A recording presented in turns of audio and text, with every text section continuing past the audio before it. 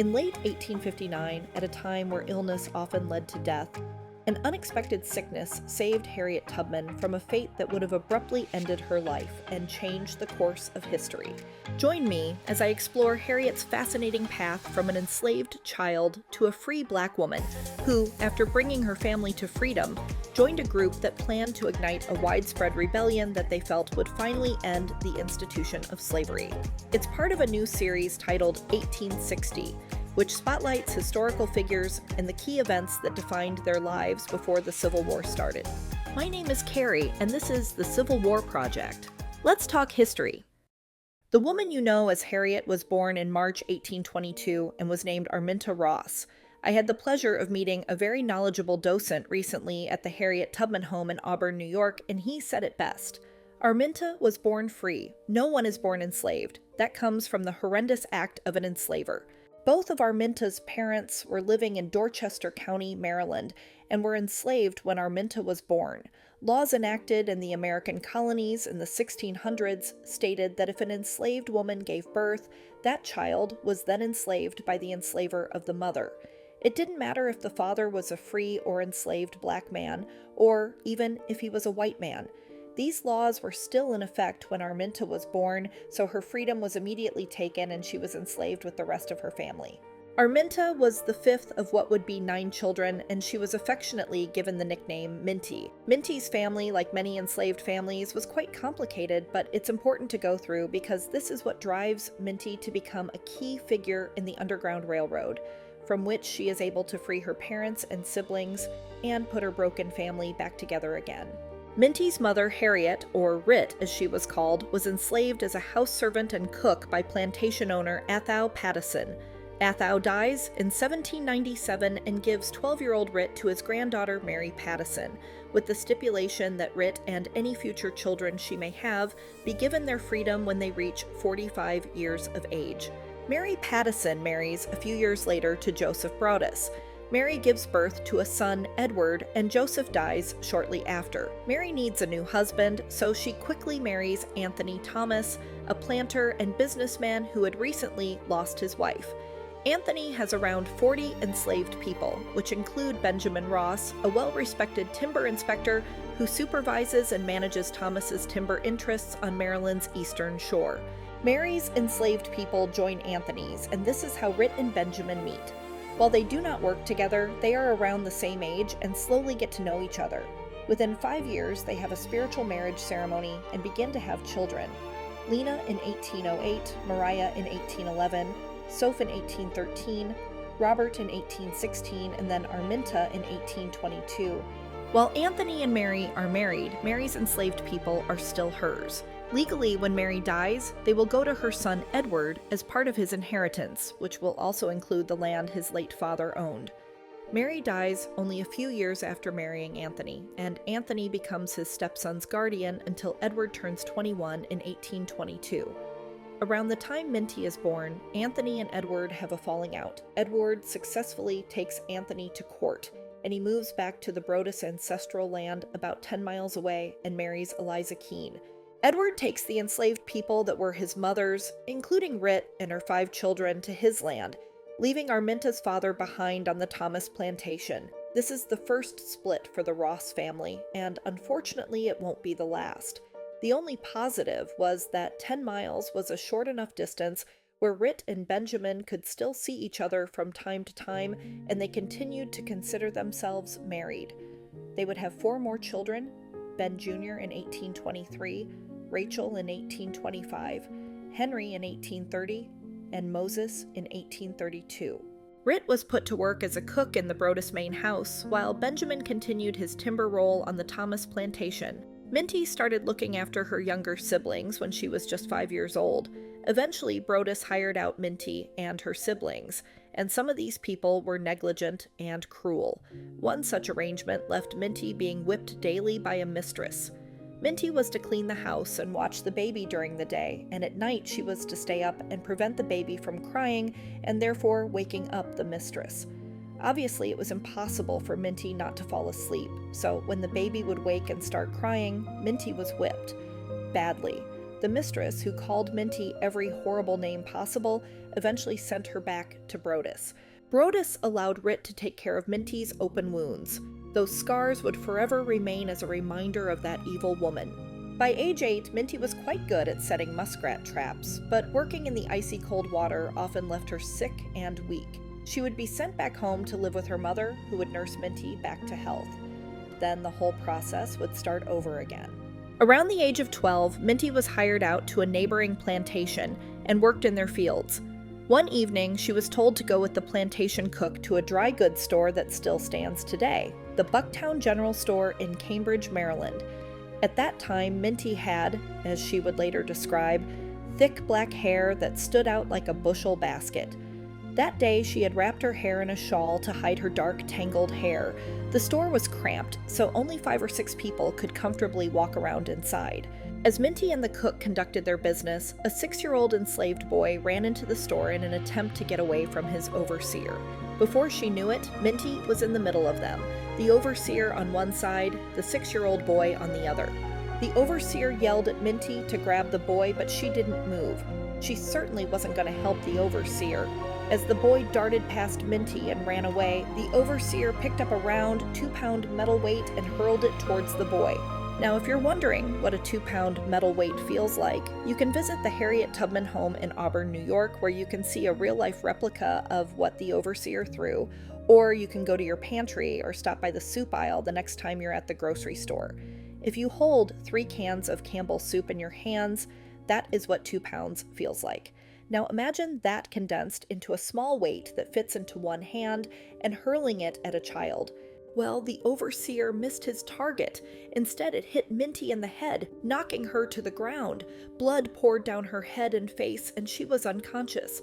Minty was taken back to the quarters for enslaved people. No one checked her wound or cleaned it. She did not receive any medical attention.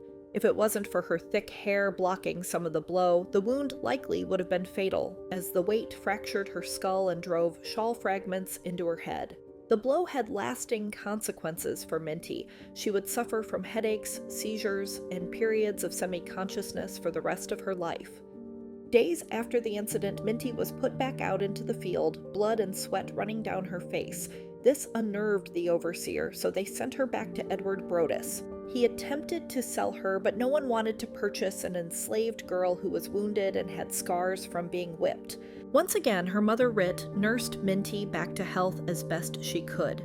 After several months of recovery, Minty was blessed with good fortune. She was rented out to John T. Stewart, and this move put her in close proximity to her father, Benjamin. At first, Minty worked in the Stewart house, but soon she began working in the fields, docks, and timber yards. Most young, enslaved women preferred outdoor work, away from cruel mistresses and advances from white men in the household. Minty was no different. She exhibited great physical and mental strength, holding her own in a mostly male world. Edward Brodus even allowed her to hire herself out for other types of manual labor, as long as she paid him a yearly fee of $60. This would give her real earning potential. With money, an enslaved person could better plan their escape or even purchase their freedom. As she worked with her father on the docks and on a timber gang, Minty learned the secret networks of communication between the black enslaved men and the black mariners. Benjamin and others passed along the map of communication networks of black mariners, whose ships carried timber to Baltimore shipyards. They were part of a larger network of cities and towns up and down the coast. They knew the safe areas and the areas of danger. Minty would learn these networks and this communication and became skilled at disguise and deception. These were all important tools that she would need not just for her own future freedom, but to help eventually free her family. Now, around 1830, Rit turned 45. Remember that stipulation in Ethel Pattison's will that Rit and her children be given freedom as each turned 45? Well, Edward Brodus decided not to honor it. Benjamin fared slightly better. Anthony Thompson died in 1836. In 1840, Benjamin received his freedom and 10 acres of land, per Anthony's will. Anthony's son, a doctor, took over the plantation and was horrible to those he enslaved. He refused to give the newly freed Benjamin any work, so Benjamin sold the doctor his 10 acres and left. He He continued to work as a foreman and lumber estimator, saving his money with the goal of purchasing his wife's freedom. He also became a conductor in the Underground Railroad in Caroline County. By 1845, Edward Broadus made the decision to start selling some of the Ross children, starting with the adults. The three oldest, Lena, Mariah, and Soph, were sold to out-of-state buyers who took them to the Deep South. Lena and Soph were forced to leave behind their young children. Edward tried to sell Rit's youngest, Moses, to a Georgia trader, but Rit hid Moses in the woods for over a month until the trader gave up and left. Minty watched all of this, heartbroken with her family being ripped apart. After the head injury, she began having religious and other vivid visions. She, like other enslaved persons, often were brought to church on Sundays with their enslavers, though they would be made to stand in back, separate from the white congregation. Minty felt a strong connection with God and knew that even though white people justified slavery as necessary, she knew that God would never wish for she or her people to be held in bondage. At some point, Minty met John Tubman, a free black man who was born to free black parents. The details of how they met are scarce, but he lived near her father. John, around 5 years older than Minty, had been married before to an enslaved woman, but because she was enslaved, they had no legal rights as a couple. Though Minty and John married within their community and their union was accepted spiritually, Minty was still enslaved by Edward Broadus. Any children Minty had would become enslaved under Edward. John would have known this, but married her anyway. At the time of their marriage, Minty changed her name to Harriet in honor of her mother, who was also still enslaved at the Broadus plantation. In March 1849, 5 years after Harriet married, Edward Broadus died.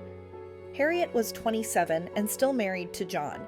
She had received permission to live with John and had been hired out to Dr. Thompson over the last 2 years so she could be with her husband.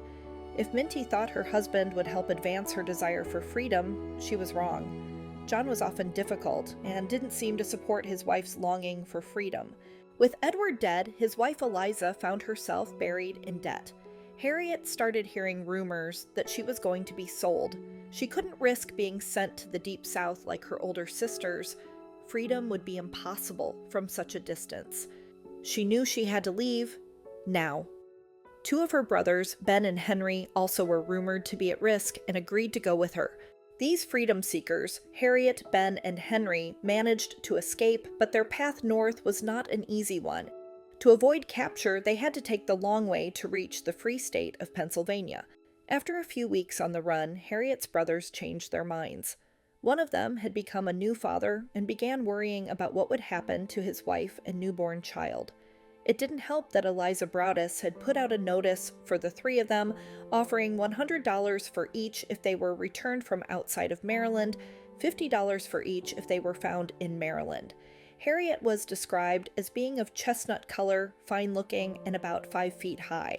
Harriet decided to continue heading north, following the North Star and getting help from white and black abolitionists who were part of the Underground Railroad. When she crossed the Mason-Dixon line into Pennsylvania, she would later tell her biographer, Sarah Bradford, "When I found I had crossed that line, I looked at my hands to see if I was the same person. There was such a glory over everything. The sun came like gold through the trees and over the fields, and I felt like I was in heaven. There was no one to welcome me to the land of freedom. I was a stranger in a strange land. And my home, after all, was down in Maryland, because my father, my mother, my brothers and sisters, and friends were there. But I was free, and they should be free." Harriet settled in Philadelphia and began work as a domestic servant. During this time, she met abolitionists and started to plot a way to get her parents and siblings out of slavery. In less than a year, things drastically changed in the United States. The 1850 Fugitive Slave Act was passed, which mandated the return of freedom seekers back to their enslavers, even if they were found in a free state. This greatly enhanced enforcement in the North and incentivized bounty hunters to aggressively capture freedom seekers and send them back to their enslavers. Harriet might be living in a free state, but this new law threatened her freedom. It wasn't safe for her in Philadelphia, it was too close to Maryland.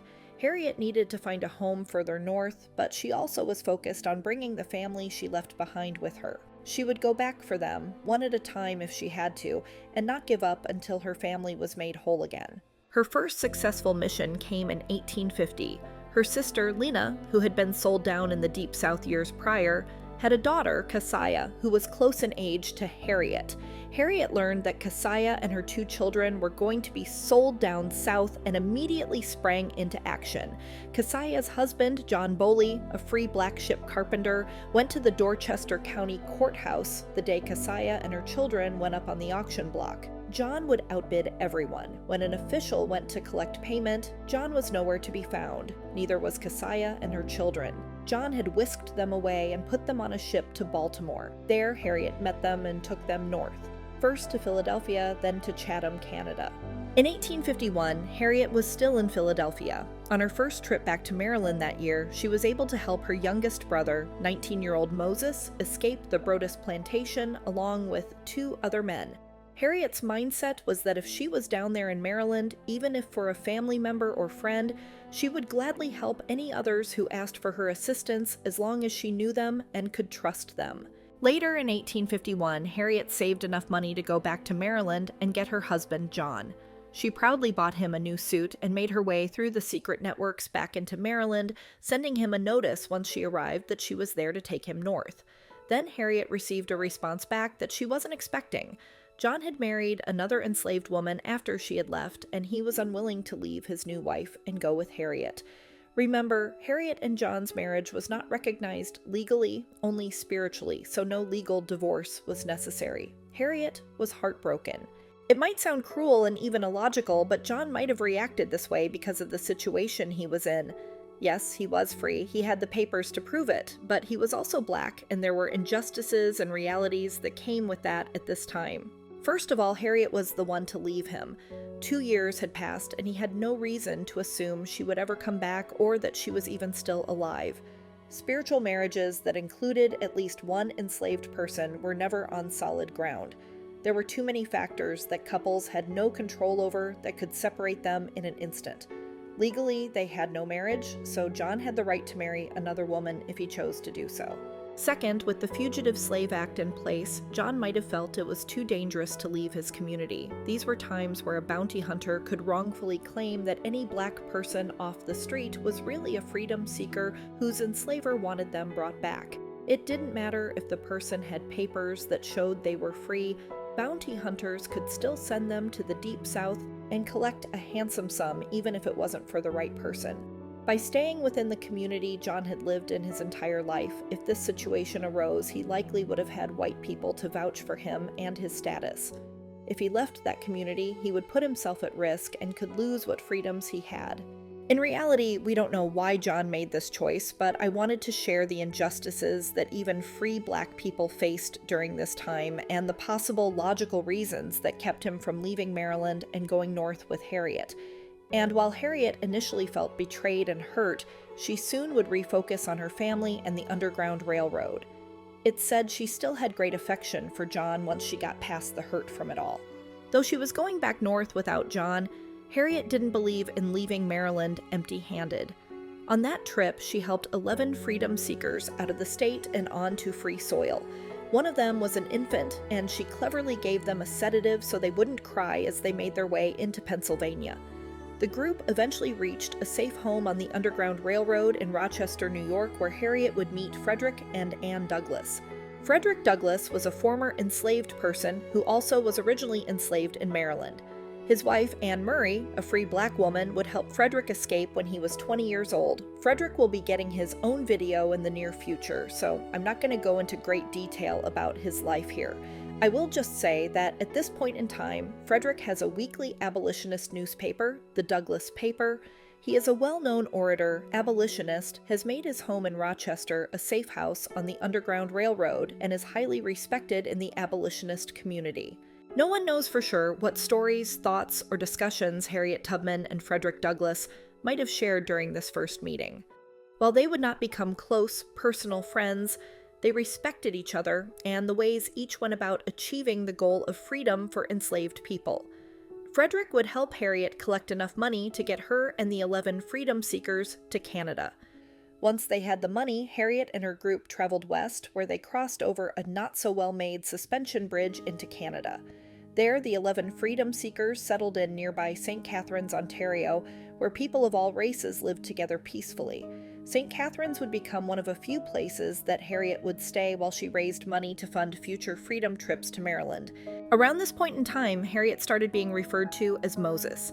It's said that the name was first used by abolitionist William Lloyd Garrison, who published a newspaper called The Liberator. Just as the biblical Moses led people out of captivity and oppression, this new Moses led enslaved people to freedom. And as a side note, I know that most illustrations show Harriet as Moses, leading people to freedom with a large rifle in her hand, but that is factually incorrect. During her time as a conductor, she only carried with her a small pistol, not a rifle. Artists probably felt the sharpshooter's rifle looked better, but she wouldn't use a rifle like that until the Civil War. Yup, Harriet would be the first woman to lead a military operation in the Civil War, so be sure to subscribe to my channel so you can learn all about it during the upcoming 165th anniversary. From 1852 to 1856, Harriet continued her missions, rescuing 3 of her brothers, Robert, Henry, and Ben Jr., and 29 others, including her brothers' wives and several of their children, leading them out of Maryland and into Canada. In 1855, a new suspension bridge by John Augustus Roebling, of Roebling Bridge and Brooklyn Bridge fame, would make Harriet's journey a little easier, as the bridge became a key point of crossing for the Underground Railroad. She spent a few summers in Cape May, New Jersey, always working hard to earn money or donations for her next rescue trip.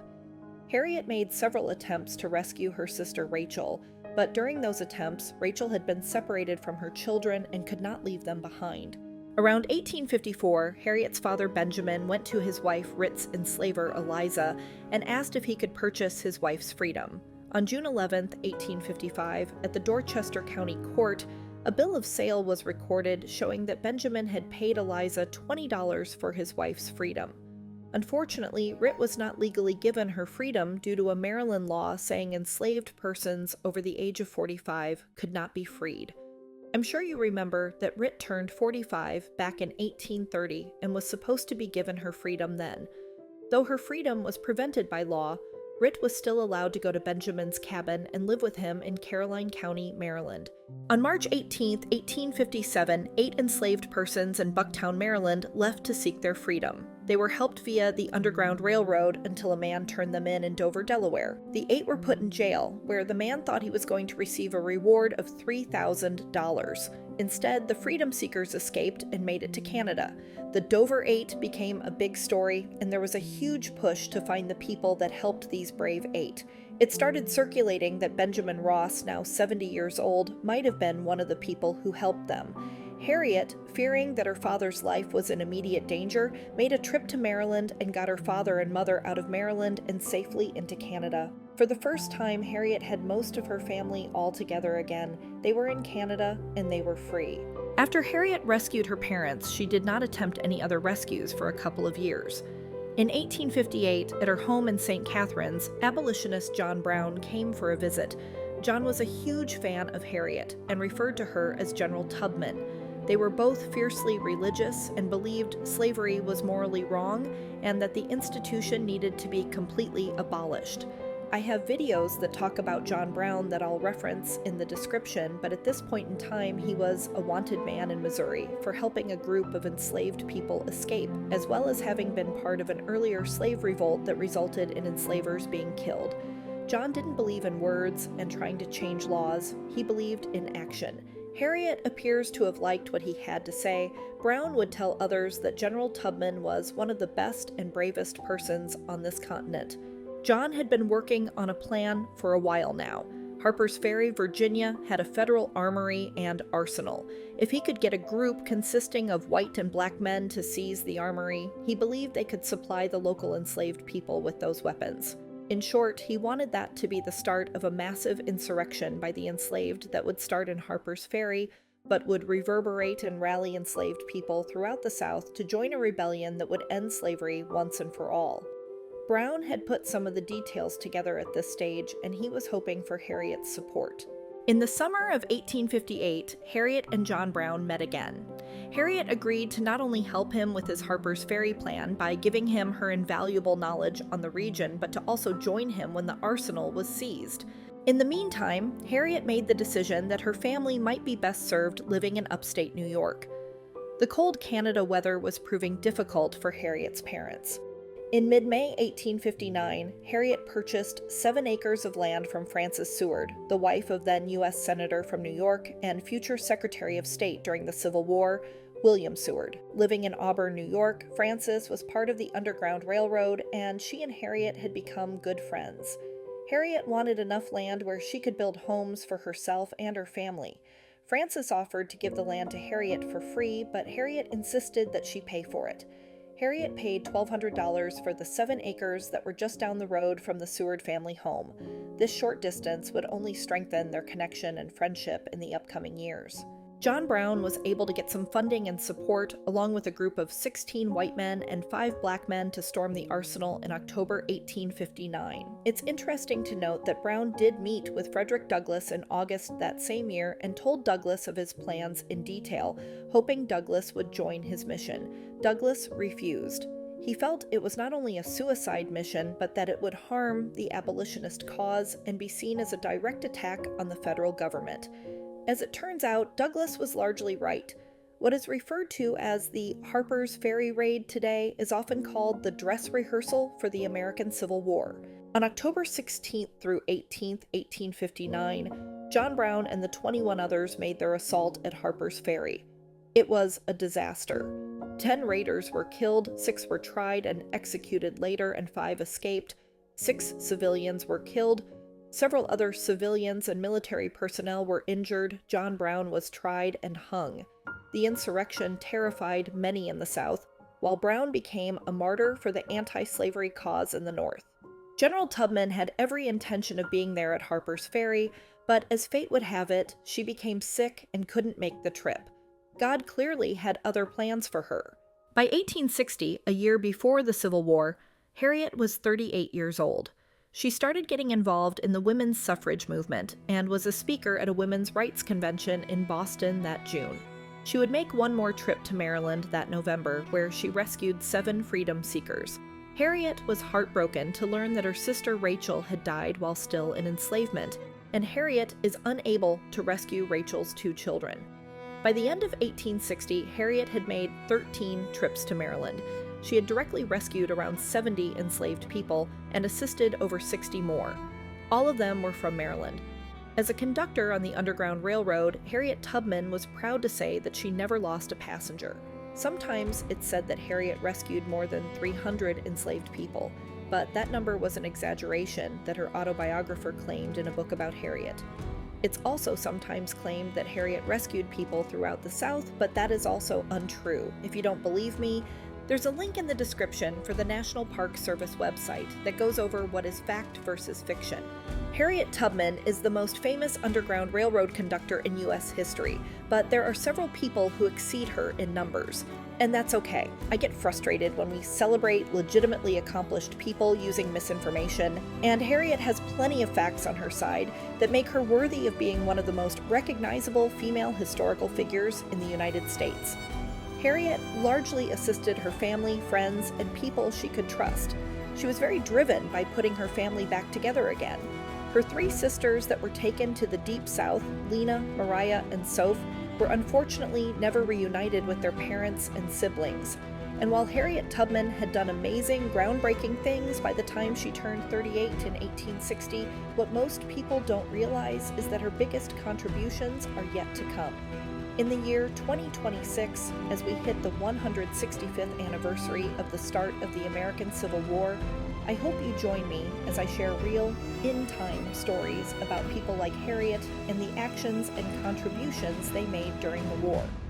Trust me when I say that Harriet's story is just getting started.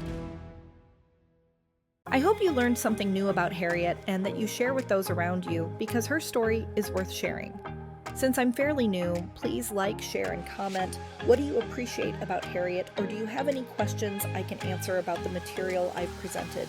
To learn about Harriet's roles during the Civil War, please subscribe to the channel and hit the notification bell so you don't miss out on those future videos. Thank you for watching, and as always, I bid you an affectionate farewell.